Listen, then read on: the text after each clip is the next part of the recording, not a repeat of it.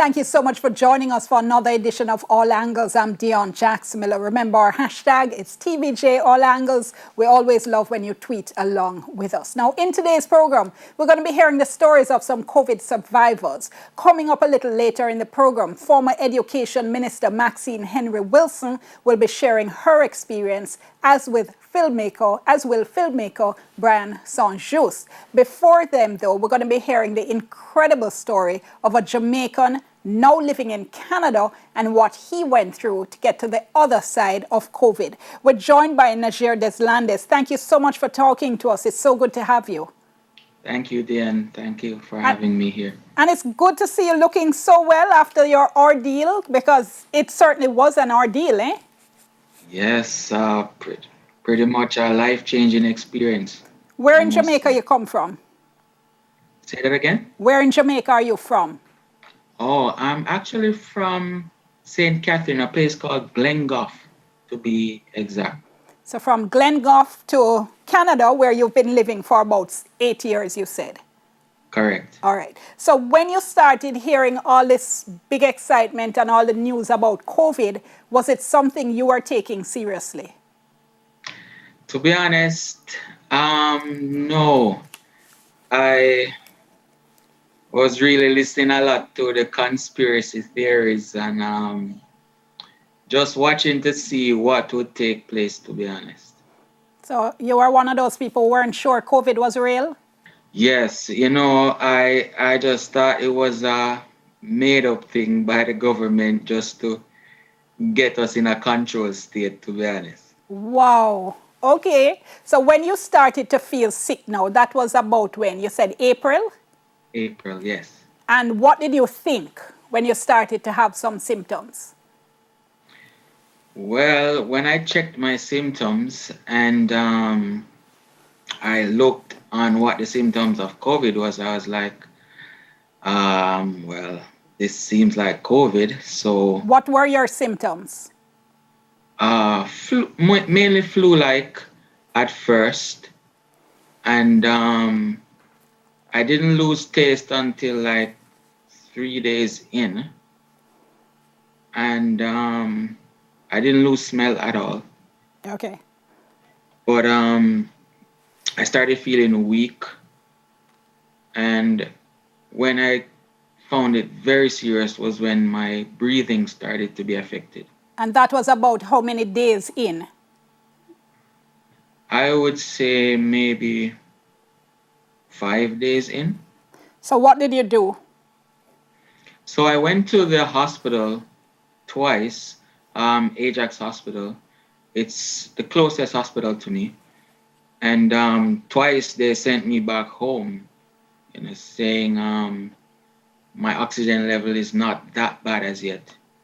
And so, they think it will pass over, basically. So had they tested you at all for COVID though? Not at the hospital, but my wife reminded me that we did do a test before going to the hospital. So they knew I had COVID. So they knew you had COVID, but they said, okay, your oxygen is okay, so go back home. Right. And then what happened when you went home?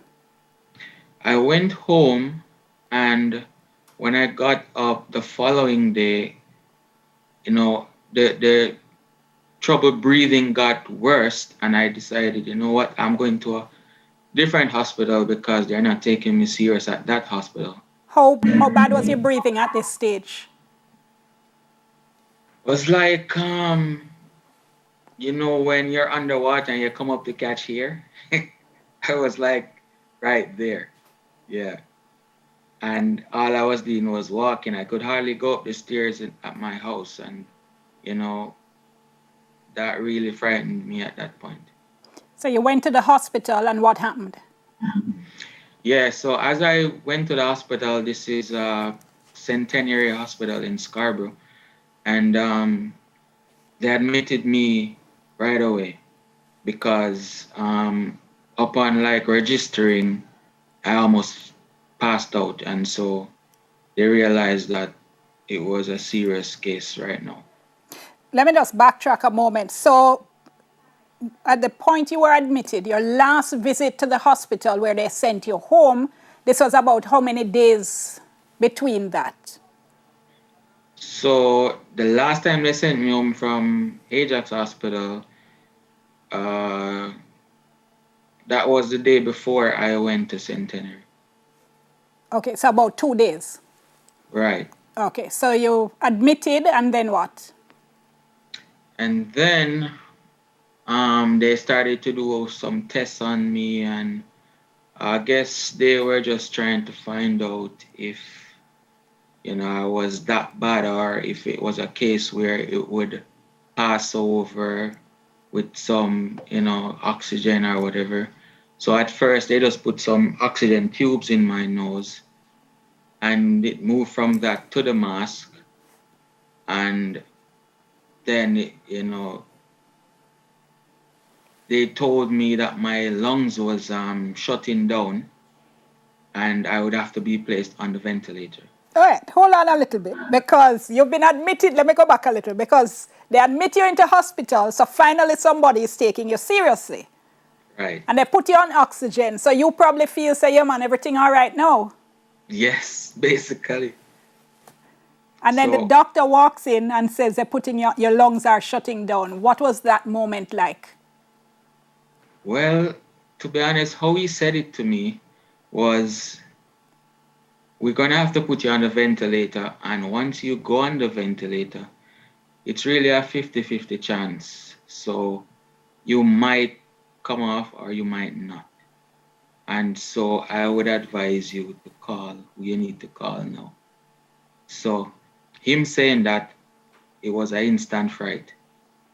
And, I just started praying, because I'm saying, well, God, you are the only one that could put me through this, so How I did prayed. you tell your wife? Did you WhatsApp her? Did you call her? How do you convey that kind of news? I called her and she didn't believe me, to be honest. She was like, Because you just left your yard. exactly. I was good last week. I was out with my friends on the beach last week. So, she didn't believe me at first. She was like, are you serious? Did they really say that? Because she was outside trying to get a park. And she was like, no, man, no, it's not right. No, And hold on. when I Say that again. So she drop you off. She go and park the car. yeah, And between the time she drop you off and she park the car, you call and tell her and tell her, say, doctor, them say you might dead. yes, it's very serious. Yeah. Okay. All right. So I called my brother, and he didn't believe either.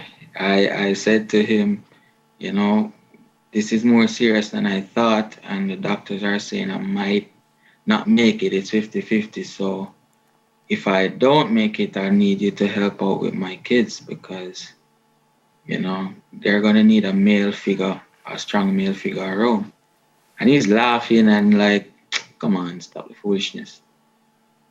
But at the time I was serious, and until I was put in a coma was when they really realized that it's a serious case.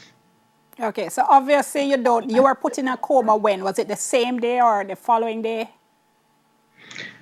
I think it was a few days after. Okay. So by this time now, clearly you don't know what's going on. Right.